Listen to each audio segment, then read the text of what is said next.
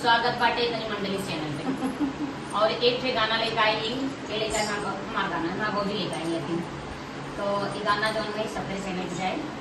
और आप सब ज्यादा से ज्यादा प्यार आशीर्वाद दी है। जैसे हमारे इंदु पांडे भोजपुरी सॉन्ग पे आप सब दिखे रहे और वैसे ही प्यार आशीर्वाद गाना आप सब देंगे। इंदु पांडे भोजपुरी में गाना भी है और उन्हीं चैनल गाना है। हाँ भाई आप सब मजेदार है, एकदम मजा आ जाएगा आप लोगों को।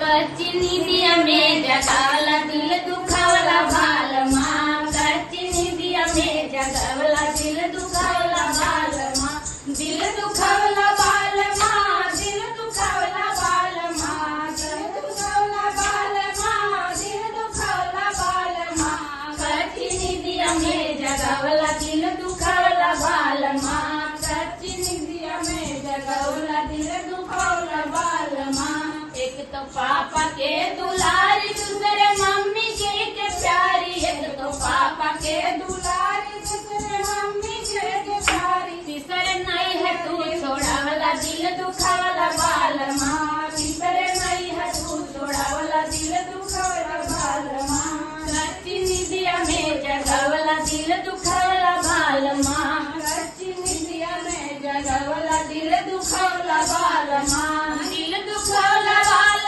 माँ, दिल दुखावला बाल माँ, दिल दुखावला बाल माँ, दिल दुखावला बाल माँ, कच्ची निदिया में जगावला दिल दुखावला बाल माँ, कच्ची निदिया में जगावला दिल दुखावला बाल माँ। एक तो चाचा के दुलारी दूसरे चाची जी के प्यारी, एक तो चाचा के दुलारी दूसरे चाची जी के प्यारी, तीसरे नहीं है तू छोड़ावला दिल दुखावला बाल माँ, तीसरे नहीं है तू छोड़ावला दिल दुखावला बाल माँ, कच्ची निदिया में जगावला दिल दुखावला बाल माँ, कच्ची निदिया में जगावला दिल दुखावला बाल माँ। एक तो भैया जी के प्यारी दूसरे भाभी के दुलारी, एक तो भैया जी के प्यारी दूसरे भाभी के दुलारी, तीसरे नहीं है तू छोड़ावला दिल दुखावला बाल माँ, तीसरे नहीं है तू छोड़ावला दिल